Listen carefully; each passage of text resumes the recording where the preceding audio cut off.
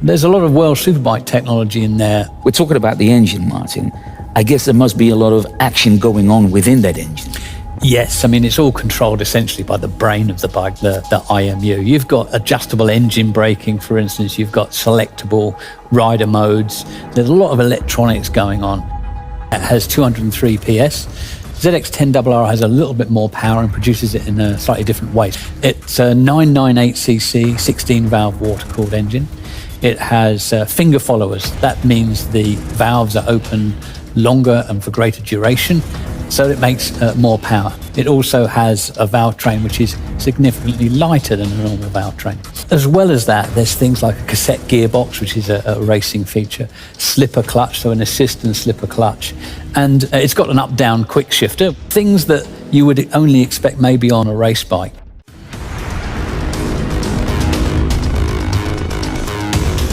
Inside the engine, there's a lot going on, but in terms of the chassis as well, there's a lot of updates. It's got Brembo M50 calipers as an example, but on the RR, the way that it differs from the R is that it's also got things like Marcazzini wheels, which have been developed specifically for the ZX10RR. The RR is what you would call race ready. Yeah. So it's ready to perform and to be modified or changed if you wish, or even ridden as it is for a super fast track day bike.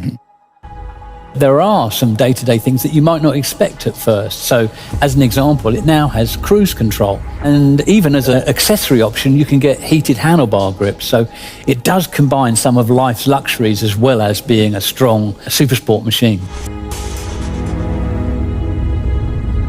One thing we really need to explore is the new aero package.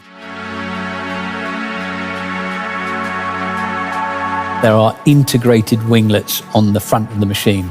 These allow air to pass through the cowling through tunnels. That's 17% more downforce due to having integrated winglets. The aerodynamic package just takes things to another level. Greater contact area of the tyre, greater grip, greater feedback. Here comes Jonathan Ray then, carving his way into the podium places. Third race certainly looks above human. World champion in 2020! The celebrations can begin! Ray has done it for a 6th year in a row! Can you believe it? And on the rear seat, you'll see that that's changed the design as well. And that creates an area of low pressure. Add to that the fact that the screen is 40 millimeters higher, so the rider can tuck in more with those wider handlebars. And essentially the whole aero package has been changed. It's been developed from World Superbike, and it's making a real difference to ZX10R and ZX10RR for 2021.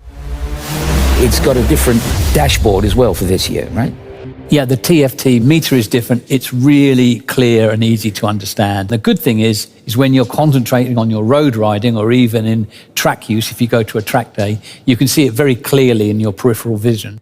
And as you can see on the front of the machine, it has the river mark. So for 2021, the ZX10R and ZX10RR have that mark, which is only used on the most special and prestigious machines from Kawasaki. Road or race, there is only one choice, Ninja from Kawasaki.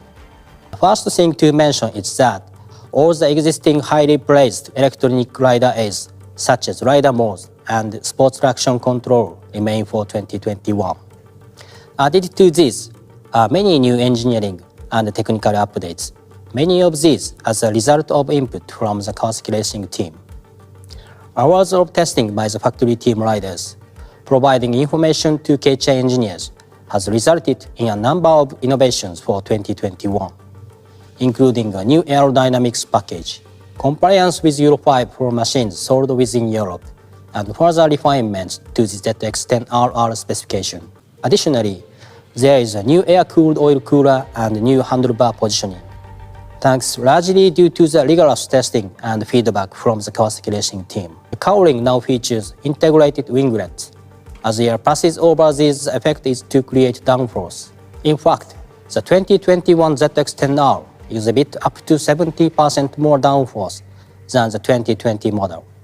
It also has a new rear seat design that creates an area of low pressure behind the rider, and a taller screen resulting in more aerodynamic front profile and greater efficiency.